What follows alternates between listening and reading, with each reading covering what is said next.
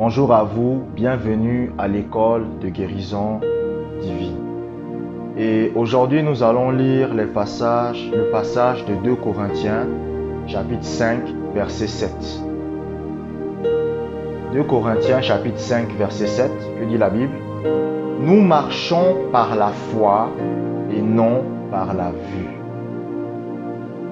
Alléluia. La Bible dit nous marchons par la foi et non par la vue. Lorsque vous voulez obtenir votre guérison, apprenez à ne pas vous fier à ce que vous voyez. Vous savez, j'aime beaucoup répéter ça parce que c'est l'un des principes les plus importants dans le domaine de la guérison divine. Vous savez, la guérison divine, c'est comme de la nourriture que vous êtes en train de préparer. Vous comprenez? C'est comme de la nourriture que vous êtes en train de préparer. Ce sont des ingrédients que vous devez mélanger. Il y a des épices, il y a le sel. Vous comprenez? Il y a les légumes, il y a la viande. Vous comprenez? Vous êtes en train de préparer un plat. Vous comprenez? Et sans les bons ingrédients, vous ratez le plat. Et l'un des ingrédients les plus importants dans le domaine de la guérison, c'est la capacité à croire que vous êtes déjà guéri sans avoir rien vu. L'apôtre Paul a dit, nous marchons par la foi et non par la vue. Est-ce que vous savez ce que ça veut dire? Ça veut dire que nos actions ne sont pas déterminées par ce que nous voyons et sentons. La Bible dit que un jour l'apôtre Paul était dans une île. Et la Bible dit que il va ramasser des broussailles, c'est-à-dire de la paille, tout ça, pour faire du feu. La Bible dit qu'il y aura un serpent. Un serpent va sortir de ces broussailles et va mordre Paul. Un serpent très venimeux. Et les gens qui étaient autour de Paul vont dire, c'est Dieu qui a puni le gars là. Vous voyez la mentalité des gens? Ils disent que non, c'est Dieu qui a puni le gars là. Parce que un serpent sort comme ça des broussailles et il te tue. Voilà, les gars ont dit, Paul est foutu. Ils ont dit non, là il est mort. Ce serpent là, quand il te mord, c'est fini pour toi. La Bible dit que Paul a secoué le serpent sur le feu. Et après, il a continué son activité. Et ils observaient Paul. Mais ils remarquent que le temps ne fait que passer, mais Paul ne ressent aucun symptôme. Mais ils disent, mais qu'est-ce qui se passe? Le gars là n'a pas été empoisonné par le serpent. Et la Bible dit qu'ils ont changé d'avis. Ils se sont dit que Paul était un dieu. Donc ils se sont dit que Paul c'était Dieu qui était descendu du ciel. Pourquoi? Parce qu'ils ont dit que pour eux c'est pas normal que quelqu'un qui se fait piquer par un serpent venimeux, il ne ressent aucun symptôme. Vous comprenez? Il n'a même pas commencé à prier. Il n'a pas commencé à dire j'envoie le feu, je brise, je fais ceci. Non. Le gars il a simplement secoué le serpent sur le feu et après il a continué son chemin. La Bible dit qu'il s'attendait à voir Paul mourir. Mais la Bible dit que Paul était toujours là, il discutait avec eux, il riait. Ils se sont dit, mais le gars là, il doit être un dieu. Parce que c'est pas humain. Vous comprenez? C'est ça la foi. Paul ne s'est pas fié à ce qu'il voyait. C'est-à-dire que le serpent l'a mordu, mais Paul n'a pas commencé à se fier à ce qu'il sentait et à ce qu'il voyait. Il ne s'est pas dit, je vais mourir. Paul s'est dit, c'est rien, c'est pas grave. Vous comprenez? Parce que c'est ça un homme de foi. Un homme de foi, c'est quelqu'un qui a la capacité de croire quelque chose qu'il ne voit pas. C'est pour ça, vous savez, les chrétiens qui aiment parler de l'écharde de Paul, quand ils disent que Paul était malade, ils ne savent pas de quoi il parle. L'apôtre Paul, dans le Nouveau Testament, c'est l'homme de Dieu par excellence. C'est l'homme de Dieu par excellence. Vous comprenez? Il manifestait tous les dons. L'homme de Dieu par excellence qui était au-dessus de tous les autres dans le Nouveau Testament, c'était Paul. Il y avait deux qui étaient au-dessus de tous les autres. C'était Paul, Pierre et un peu Jean. Vous comprenez? C'est pour ça que lorsque vous lisez le Nouveau Testament, 70% du Nouveau Testament a été écrit par l'apôtre Paul. Parce que le gars marchait à une autre dimension de foi. Vous comprenez? C'était quelqu'un qui avait appris à ne pas se fier à ce qu'il voyait. Donc le serpent l'a mordu, mais il ne s'est pas fié à ce qu'il voyait. Est-ce que vous comprenez? Si vous voulez obtenir votre guérison, apprenez à croire des choses. Apprenez à croire que vous êtes guéri, même si vous n'avez encore rien vu. Apprenez à croire que vous êtes déjà en bonne santé, même si vous n'avez encore rien vu. Apprenez à considérer que votre corps est déjà guéri. Toutes les guérisons que j'ai obtenues de Dieu en général, je les ai obtenues en croyant que j'étais déjà guéri. Un jour, j'ai attrapé le paludisme. Vous comprenez? Et le paludisme tue. Et à l'époque, moi, je n'avais pas le droit d'aller demander des médicaments. Parce que les gens m'avaient dit, les gens m'avaient parlé, ils m'avaient dit que si tu pries Dieu, tu n'as qu'à te guérir toi-même. C'est ce que les gens m'avaient dit. Vous comprenez? Donc, j'utilisais ma propre foi pour me guérir. Vous comprenez? Mais au début, j'avais du mal. Parce que je ne comprenais pas bien la foi. Donc, j'essayais, mais je ne comprenais pas bien la foi. Jusqu'à ce que j'ai compris que la foi, c'est croire quelque chose même si vous ne l'avez pas encore vu. Donc, j'ai commencé à exercer ma foi. J'ai commencé à croire que je suis déjà guéri, même si mon corps me dit le contraire. J'ai commencé à croire que je suis déjà en bonne santé, même si mon corps me dit le contraire.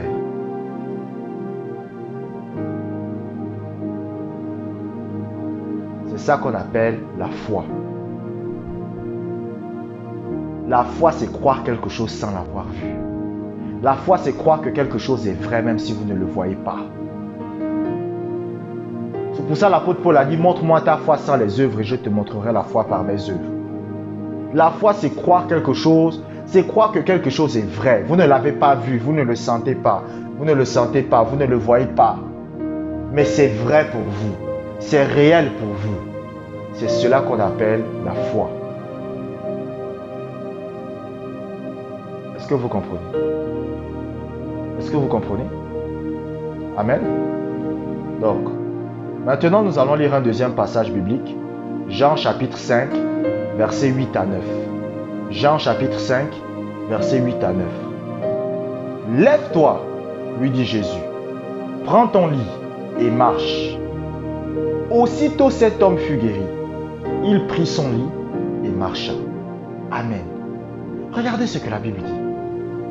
La Bible dit que Jésus va dire à un paralytique, lève-toi et marche. Et le paralytique va faire quoi? Il va prendre son lit, il va se lever et il va marcher. Il va commencer à faire des choses qu'il ne pouvait pas faire. Regardez bien ce passage biblique. La Bible vous dit qu'il était guéri avant de marcher. Donc ça veut dire que pendant qu'il était assis, il avait toujours les symptômes de sa maladie. Mais la Bible vous dit qu'il était déjà guéri. Maintenant, pour que cette guérison soit effective, c'est-à-dire pour que cette guérison se manifeste, il devait commencer à faire des choses qu'il ne pouvait pas faire. Si vous voulez obtenir votre guérison, vous devez être capable de faire des choses que vous ne pouvez pas faire. C'est pour ça que lorsque vous regardez le Seigneur Jésus-Christ, lorsqu'il guérissait les malades, il leur demandait toujours de faire des choses qu'ils étaient incapables de faire. Quelqu'un qui est paralytique, qui ne peut pas marcher, mais tu lui dis lève-toi et marche. Qu'est-ce que ça veut dire? Si je pouvais marcher, je ne serais pas venu te voir. Non, réfléchissez un peu. Réfléchissez un peu. Imaginez que Jésus est en train de prêcher. Et il y a un paralytique devant lui. Et il dit au paralytique, lève-toi et marche. Mais si ce paralytique était capable de marcher, il ne serait pas venu te voir. Pourquoi tu lui demandes de faire ce qu'il ne peut pas faire? Parce que c'est en faisant ce que vous ne pouvez pas faire que vous activez votre guérison. Ce que je suis en train de vous dire, 99% des chrétiens ne comprennent pas ça. C'est lorsque vous commencez à faire des choses que vous ne pouviez pas faire que vous obtenez votre guérison. C'est pour ça que quand je prie pour un malade, je ne peux pas prier pour vous et vous restez toujours allongé sur votre lit. Vous avez la fièvre. Je prie pour vous, mais vous ne sortez pas du lit. La guérison ne se manifestera pas. Je prie pour vous. Par exemple, admettons que vous avez des problèmes d'estomac. Vous n'arrivez pas, moi je ne sais pas par exemple, à manger des haricots verts. Je prie pour vous. Après avoir prié pour vous, vous devez commencer à manger des haricots verts. Vous comprenez? Par exemple, admettons que vous êtes malade. Vous avez des problèmes au niveau des poumons. Vous comprenez? Vous comprenez? Je prie pour vous. Vous devez commencer à faire des choses que vous ne faisiez pas.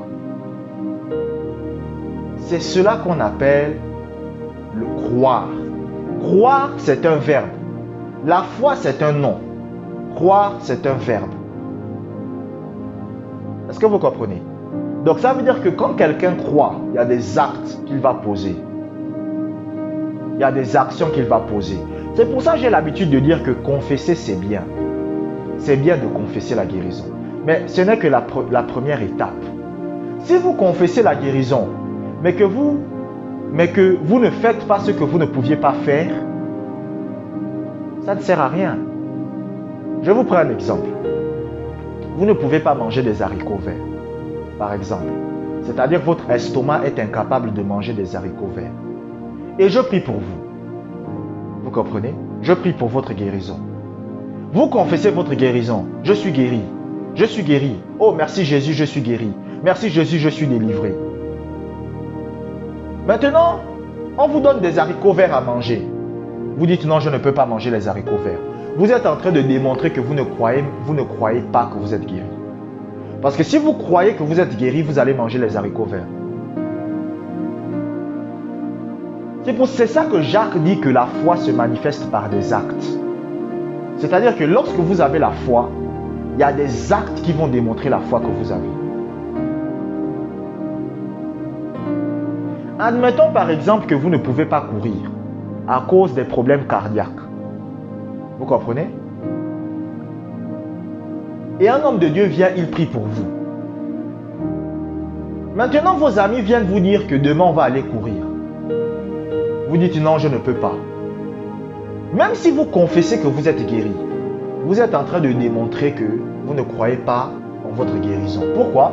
Parce que si vous croyez que vous êtes guéri, vous n'aurez pas peur d'aller courir. Vous comprenez?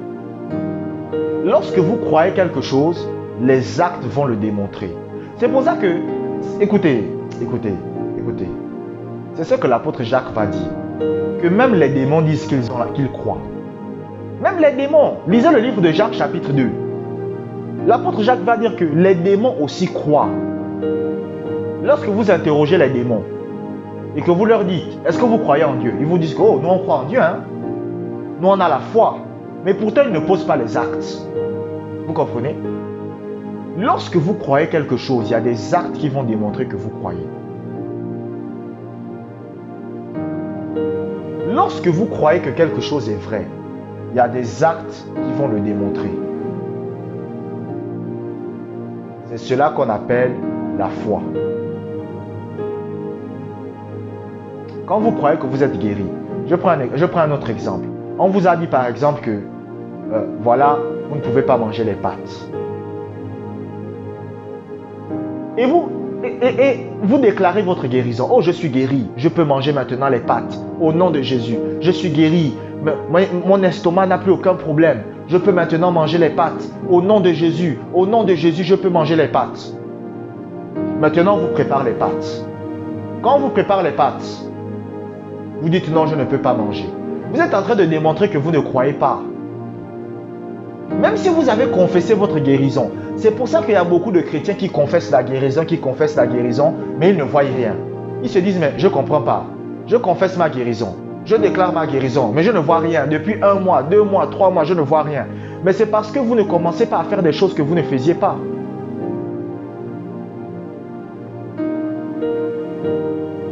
Lorsque vous confessez votre guérison, vous devez commencer à poser des actes. Vous ne pouviez pas courir, commencez à courir. Vous ne pouviez pas manger de la viande, commencez à manger de la viande. Vous ne pouviez pas faire telle chose, commencez à le faire. Je vous remercie d'avoir regardé cette vidéo jusqu'à la fin. Que la grâce du Seigneur soit avec vous.